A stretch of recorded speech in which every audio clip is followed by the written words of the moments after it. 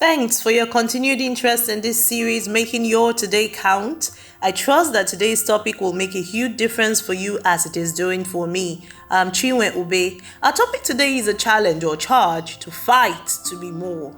Let me begin by saying that I believe in a loving God, a God of good purpose and intentions. He tells us, "For I know the thoughts that I think towards you, thoughts of good, not of evil, to give you a future and a hope." God relates with us with an end in mind, a positive one at that. Let me tell you what that means to me. It means that I was created for more. I'm not a product of accident, and I'm not merely in this world to pass time being like everyone else and then pass on.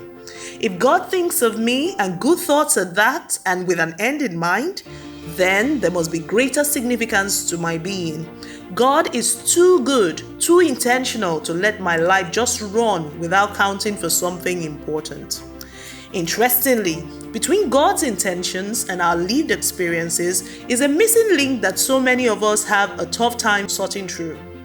Relatively few have had the good fortune of discovering it and thus living out divine purpose. But so can we. Please come with me. God's intentions require our active cooperation in order to actualize it. Life happens to be a battlefield. Therefore, it is not safe to be a passive bystander waiting for your purpose to be delivered to you on a platter of gold. You've got to fight for it. The battlefield is a noisy place. There are noises and there are voices. But amidst all the noise, we need to retain the ability to hear that one voice directed at us by our commanding officer, guiding us beyond what we can see by ourselves. All other voices are distractions. What's that nagging voice that's constantly reminding you that you cannot be more? It's a mere distraction. Is it an audible voice or a more subtle voice of systems and age-long traditions that taunt you to settle for less? Is it a voice of fear or the voice of popular opinion seeking to derail you from your true path? It's time to rise above it and become more. You don't win this one by being passive. God holds out the victory to you, but you must reach out and grab it amidst all that distraction.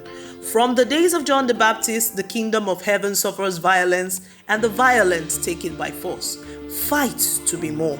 The fight to be more is a fight of faith. The fight to be more is a willingness to think and act differently and progressively. It is a refusal to be trapped in other people's guesses about your abilities, especially when those views are incorrect or outdated. An estimation of your ability yesterday, last year, or even months or moments before hearing this message that I'm sounding to you will definitely not be the same as after you start doing things differently and progressively pressing forward. Are you still limiting yourself today based on what people thought you could or could not do yesterday? Don't do that. It's a huge mistake. Fight to become more. I'm talking to a continent, a nation, a state, a group, an organization. I'm talking to a person, a teen, a child, a friend. Fight to be more. Don't make people's wrong guesses about you become your forever standard for living. Don't fail to do what it takes to pursue your passions and interests.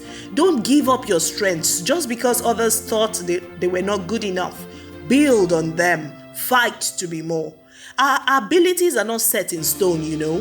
They grow and evolve as we test and engage them increasingly. I believe that's one of the offshoots of God's thoughts and plans to move us towards a brighter future He has ordained for us. Unless we fight to be more, unless we press on, unless we experiment, defy the odds, push the limits, we will never be able to tell nor realize the real extent of our ability. We are stronger than we know, better and smarter than we immediately realize. The more we believe and act on it, the more we will discover and actualize the good intentions God holds for us. It will not happen because we just sat down to watch and see what happens. Get up and fight to be more. You are a divine package, but you must do the hard work of unpacking and discovering you. Don't be satisfied with just what people guess is in you, that you fail to open the package, especially when that specific guesswork makes you scared or unhappy.